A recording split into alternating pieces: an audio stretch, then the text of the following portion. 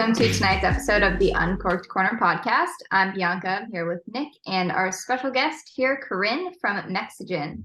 Corinne, can you get us started by introducing yourself, telling us how you got into the industry, and then, of course, dive into a little bit about Mexigin and what makes it special?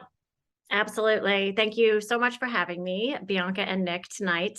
Happy to talk to you about all things gin for gin lovers and gin haters, which is what we always say. That's kind of how we started this mission. So do not have a background in gin, do not have an alcohol, a background in liquor, alcohol, licensing, all of that kind of thing. So really came straight out of the gate from a consulting background, and then also worked more on Wall Street, finance, that whole world in New York City. So dabbled in just looking at really liquor store shelves and looking at, bar shelves and saying tequila's having its moment for sure. There's mezcal, which is super hot.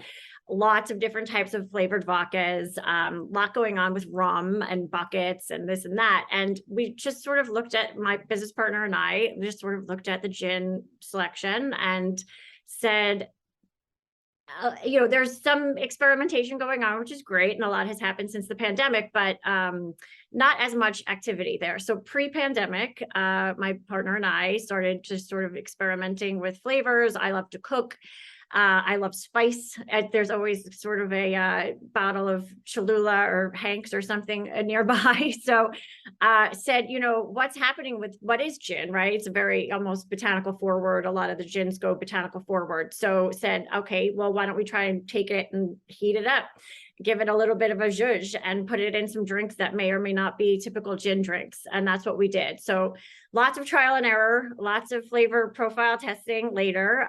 We came up with Mexigin, which is literally Mexican spiced gin. So sustainably sourced peppers and spices and flavors from Mexico and Latin American regions.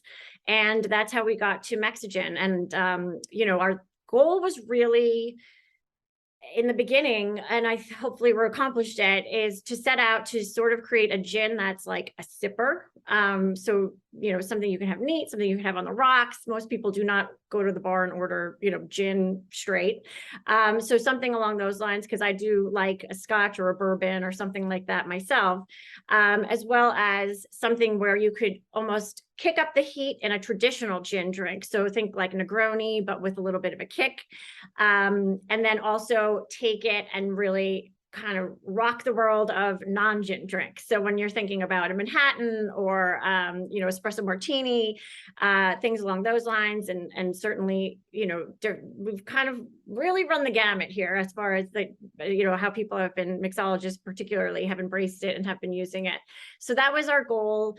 Our other priority with Mexigin was really to have the heat come at you on the back end. So not that sort of jalapeno forward type burn the lips heat, but more of like a slow roll into it. So you kind of get the smooth citrusy notes on the front end, and then you kind of get that kind of heat on the back end. So that's what we were going for. So I hope you you appreciate that when you appreciate those notes when you're drinking it yourself. So that's, sort of how we came about just creating Mexigin and what our goals were as far as the 3-tiered approach. Absolutely. Well, I myself am a whiskey drinker and also añejo tequila, and definitely like to drink my spirits straight. So I'm excited for this. The first thing that hit me was the color. When I looked at it, it is so much darker than any other gin that I've ever seen. So, very amber hue. Yes, for sure. Yep. So that hit me. And then also the smell on the nose, it smells great. One question that I had, so being a gin, and one thing I've learned doing this podcast is that gin is it's a spirit that can be so diverse, and there's so many different gins at different palates. How much of this was borrowed from like kind of a prototypical or a typical gin botanicals, and how much of this doesn't follow that and completely bucks that trend and is a spirit on its own? So for the TTB government formula approval, it has to be 51% juniper, otherwise it's not gin. And if I'm sure you're very well educated audience already knows, but I will just bring it up. So gin is vodka sort of distilled one more time over with the juniper.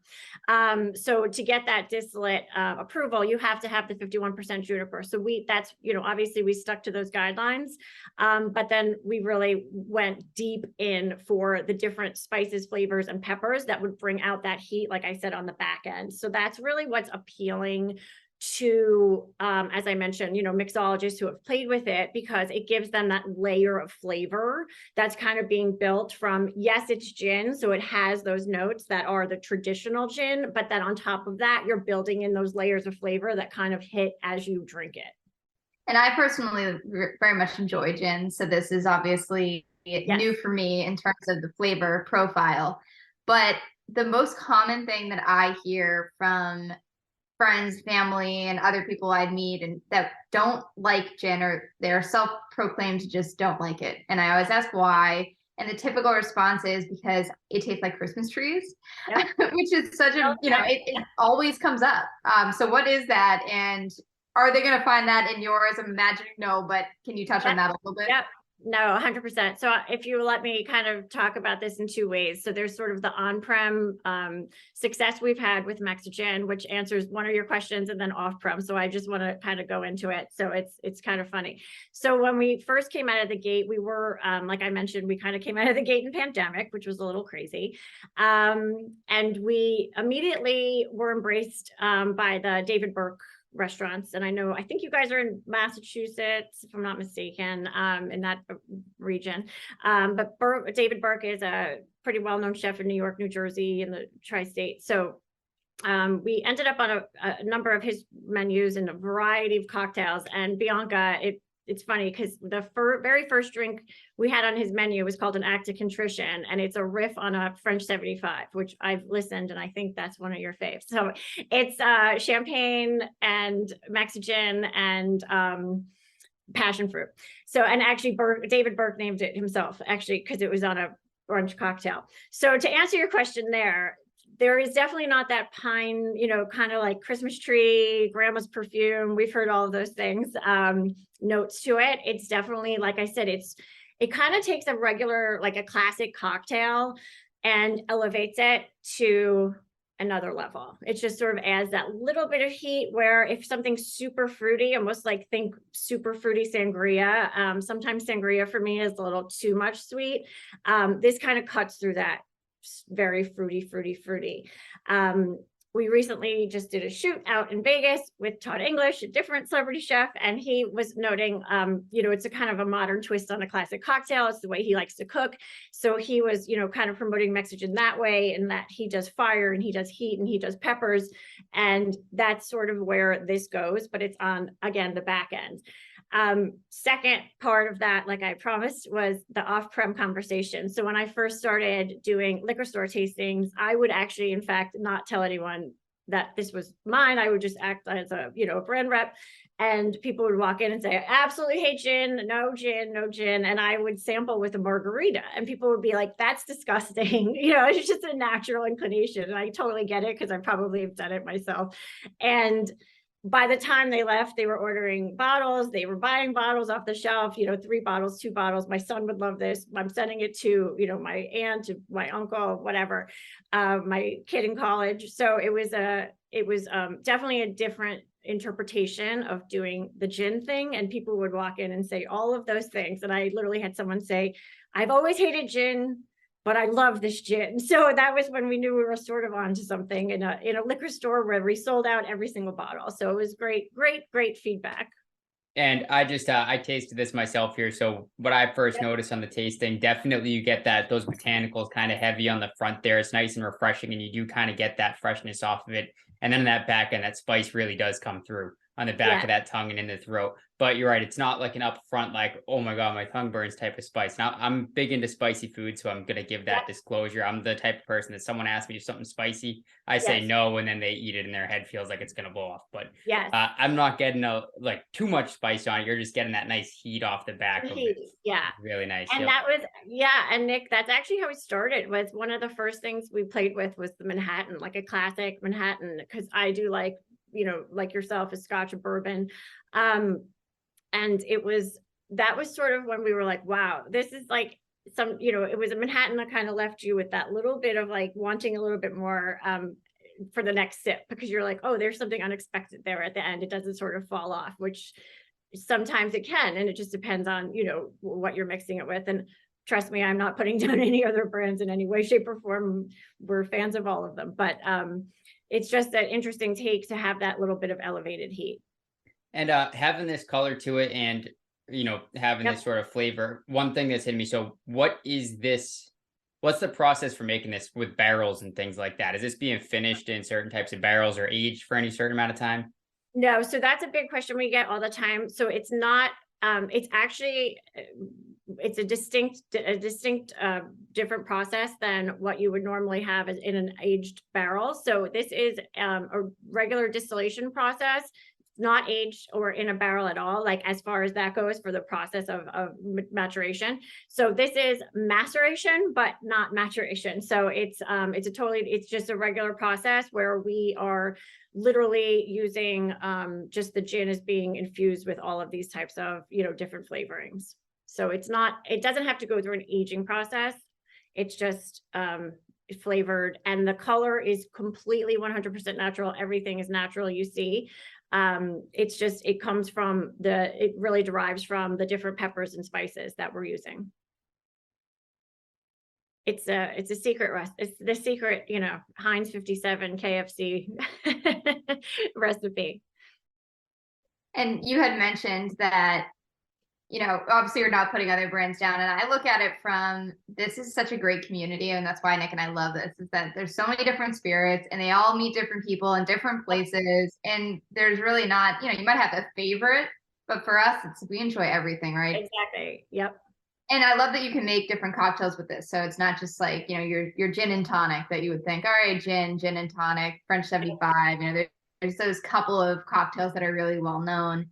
This, you can kind of put in a lot of different things. And I love that. And I made the New York Sour before this, and it was really, really good. My husband stole it. He's up there with it now. But that was delicious. And you would send us some great cocktails that were, you know, I would never have thought to put gin, like the typical gin, in those. So I just wanted to say that it definitely is unique in that way. And I think it's a really good flavor profile for people who maybe are between a couple of different types of spirits. You know, maybe they don't love a whiskey, maybe they don't love a gin, but this is kind of like a really cool hybrid, I think, in the terms of the flavors that you have.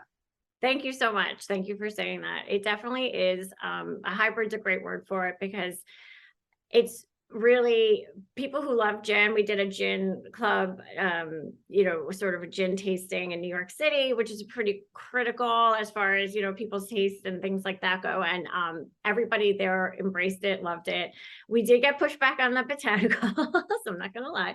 But they, you know, at the end, it was like we made all these really cool, like matcha tea and, you know, all these just really interesting recipes and whatnot. And like I said, our mixologists have been just fantastic with, you know, creating things that are the three, like we, you know, I originally, you know, spoke to you about the 3 ingredient type of cocktails. We have these fancy cocktails as well, very craft cocktails, but sometimes you just want to sit at home and make a simple drink. And a margarita, a mule, espresso martini, you know, some of my favorites with Mexigin, for sure. And I think that's what this does. You know, it kind of gives you that, you know, flexibility to add it to a lot of cocktails that are just classics. And you can enjoy it in a wide variety of ways. We even smoke it, so that's even more fun. Smoked gin, it's a thing. We have a smoker box and all of it, so it's kind of fun. It's awesome. One that you mentioned there, the espresso martini, is definitely one that I'm gonna have to try. I love making those, and I've, you know, made them here in the past. Now that seems like almost like a spin on like a Mexican coffee type with the chili powder and everything in it. I could definitely see that being a delicious cocktail. So that one's going to be coming up soon. I'm definitely going to try that. Excellent. That's one of my favorites. And then I'm in Florida currently, so we're just starting that like season down here. I know like that's the thing, but so there's a beach Negroni recipe out there on Instagram. You should definitely try that too. And maybe it's off season a little bit, but when it gets a little warmer, it's a riff on a regular Negroni. It just has pamplemousse in it with grapefruit, Aperol, and equal parts Mexigin, pamplemousse, and Aperol. And I give Chichologist Rachel Robbins, who is one of our Mexigin mixologist. She has created that one, and it's fantastic as well. So try that one when it's maybe a little bit warmer, or maybe when you reminisce for warmer days, you can. It's 35 here right now, so we got some time before we have that. Yeah, for sure. Well, if you want to be in a warmer state of mind, I guess, right? Yeah, exactly. We have talked about on here a few times, actually with one of our mixologists that we've worked with a few times, craft cocktails, bar cart staples. So things that people should always have in their bar cart, kind of those things that go in a lot of different mixed drinks. Yep. And you, as you mentioned, you have a lot of, there can always be complicated recipes, things that you probably won't have on hand, but you also have a good amount of recipes that are pretty simple for people to make at home.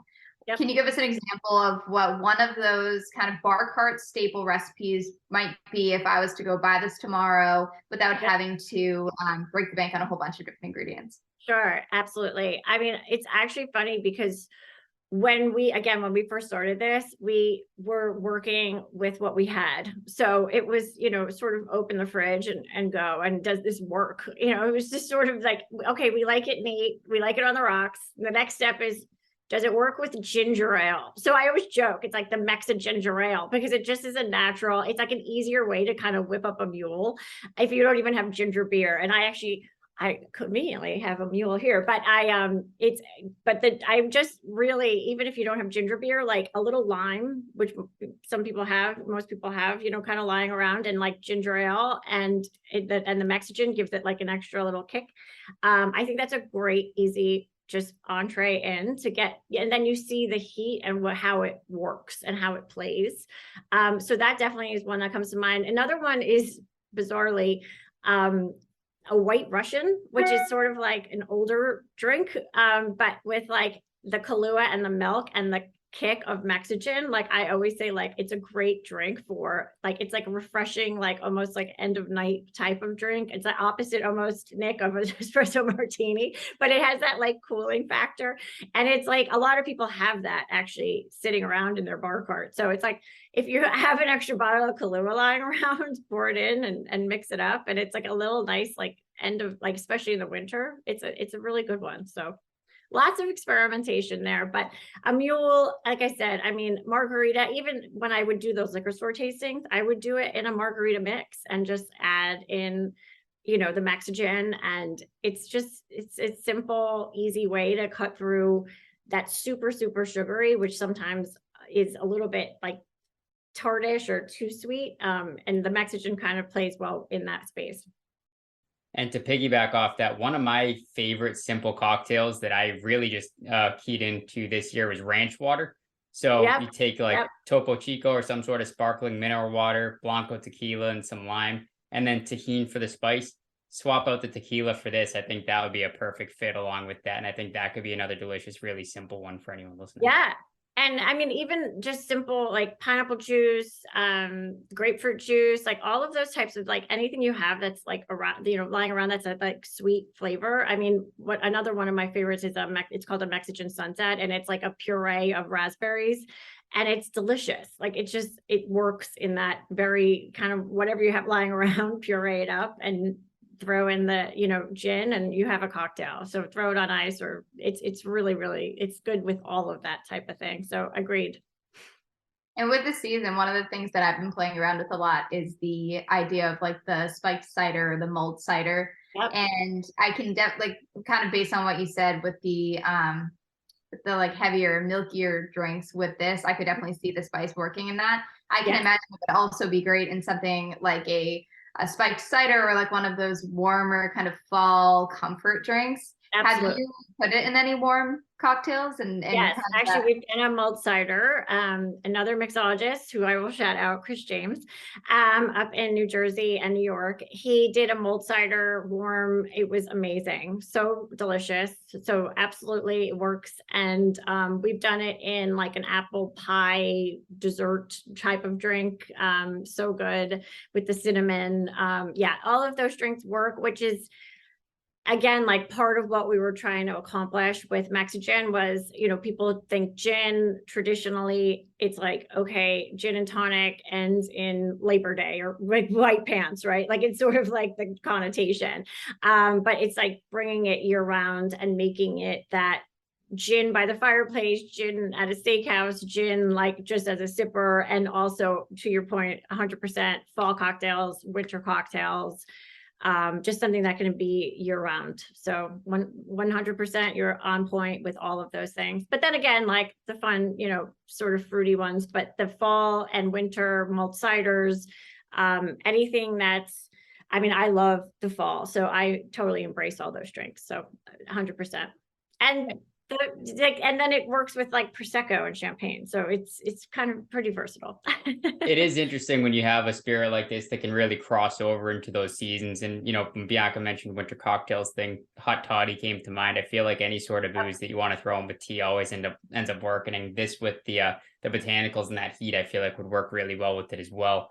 But there's a lot of like, bourbon is something that I don't really, drink during the summer. I enjoy it, but it has to be kind of like a cold winter or like at night or something like that, where this, you could definitely see it kind of crossing over both. And that's something that I found with some, like rum seems like the opposite, where rum's like that summer drink to me. And I don't really do rum a lot in the winter, where this one, kind of takes that place. All those cocktails that you do, those fruity beach cocktails, I could see this in that. And then those hot, winter ones, or that just winter sipper, this definitely plays in those as well. Yeah, for sure. For sure. Hot toddy is a great one too. We had the gin and tonic we did with the matcha tea. So kind of the riff on like the hot toddy, with the tea and, that whole, when you have whatever ails you, that's, sort of what your the go-to. Yeah, for sure. It's there's a lot of room for experimentation. People come up to me and they'll say, or they'll send me a, DM on Instagram or whatever. And they'll say, I just tried it have you ever tried it like this? And it's like all these really cool recipes. So I'm really open for that too, for your audience, any recommendations, questions, suggestions, happy to take them all on and make them. Yeah, and bouncing back to your intro, you didn't necessarily have like the spirits education, or you kind of went through and learned everything young and kind of have been working in it for years, right? So what has it been like to break into the spirit space, having not really had the experience that a lot of other, especially these big brands, they have? Yes.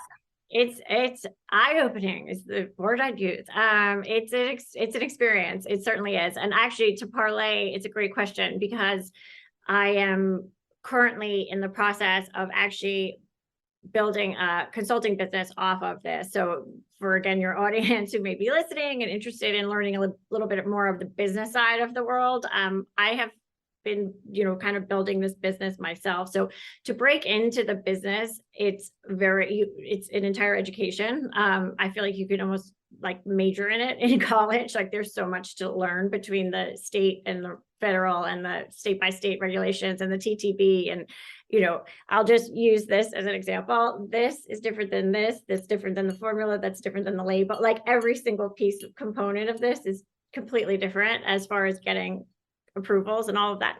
So it's definitely an education. And it's definitely something it requires a lot of time, knowledge. The pandemic was horrendous for a lot, everyone really. But the only good things that came out of it, I guess, was being able to really kind of dive in and just like immerse myself in the space of, kind of the law and knowing exactly what goes into all of it, the behind the scenes. So that was the good part of kind of just having extra time. But I am actually parlaying this into a business of some sort. So I'm consulting and I'm trying to help. I've been approached by numerous people to sort of start their own brands and, kind of sign an NDA. And I'm definitely not in the business of stealing anyone's ideas, but kind of lending an ear or helping them to, however, a degree that if they have questions, if they want to bounce ideas off of me, I definitely have learned lessons along the way. So happy to talk to anybody who's interested in kind of starting in their own world, because it is it's a lot. And, it's especially not coming from a background of, my family owned a distillery or anything like that. I definitely, there's things I would do again differently. There's things that I've learned along the way. It's a very, very well-connected, people all kind of know each other in this world. So to break in it's a little bit of a challenge. So I definitely think it has there's a lot of benefits, but it's an interesting, difficult world as well. So there's good days and bad days, like anything else. How long did it take from the origination of the idea to the first time that a bottle actually hit like a store shelf or a bar or restaurant shelf?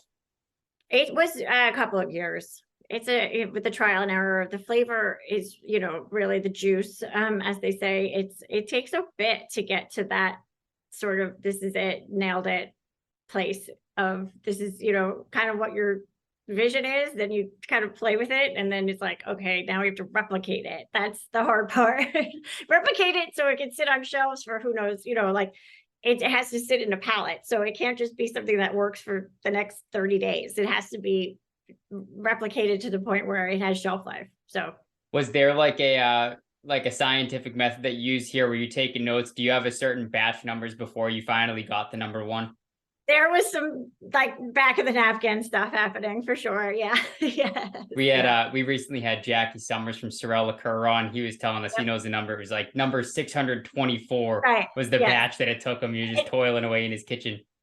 Absolutely. And what happens along the way is you go, that's not it, but that's really good. And that's like, put that on the back. Like, what was that? Like, that was good. It's not it, but it's delicious. That's for version 2. You're going to spin that into something else. There you go. A couple lines down the line. Exactly. Yep, for sure. Expand the portfolio. Keep that in the back burner. Yeah. And the whole label process, it's another thing. So just a quick funny story. The label, I had brought like a mock-up type of bottle to like a Chris Stapleton tailgate. And I had people coming up to me like, do you have that in a t-shirt? Can I get a tattoo of it? And I was like, okay, that's a winner. So we'll put that away. Like the label's good. So it was it's all this fun stuff that is the fun part of like experimentation and getting people's feedback. And there's a lot that goes behind the scenes of just getting to where the bottle is like, oh, there it is. It's in, you get your first shipment. And you're like, oh my God, there it is in real life. Yeah. That is the fun. You've made it when someone wants to tattoo your label on your arm. So. Exactly. Exactly. It's always a good thing. Yep. You mentioned that you're in Florida. So where can we find Mexigin now? Are you nationwide, or are you still very local to the East Coast? So we're local to the East Coast right now. We started, like I said, in New York, New Jersey, and we're just opening the Florida market as we speak. But we're in talks to expand that distribution, but we're available in 45 states through our e-commerce site. So that's the good news. So through Passion Spirits, we are available to 45 states currently, and we're in talks to be distributed, obviously across the entire nation. Ironically, the Philippines is the #1 gin drinking country in the world, which is bizarre. But not bizarre, but it's just sort of funny because most people do not associate, sort of like the Philippines with gin drinking. It's like 43%, I think, of the population of the entire gin intake. So we'd love to go global, is the point. But right now we are pretty much concentrated in the East Coast, and then looking to go national from distribution perspective. But if your fan base wants to try a bottle, we are available almost everywhere in the country at the moment. Awesome. Well, we're so glad you joined us tonight. We definitely had a great time trying this out. We're going to make some more cocktails out of this, and we'll be posting them on Instagram. So you'll see those. Definitely experimenting with that hot toddy and espresso martini for sure. So again, thank you. We'll definitely be sharing this out there. So we'll share this and you'll be able to follow up. But thank you for joining us again tonight. Cheers. Thank you. Cheers. Thanks so much, guys.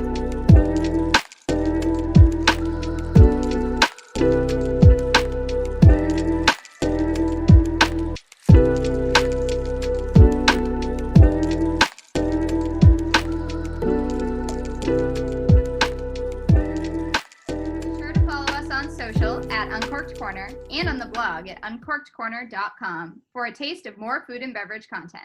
And if you enjoyed the show, don't forget to leave a comment, subscribe, rate, and review on whatever podcast platform you prefer. Thanks for listening.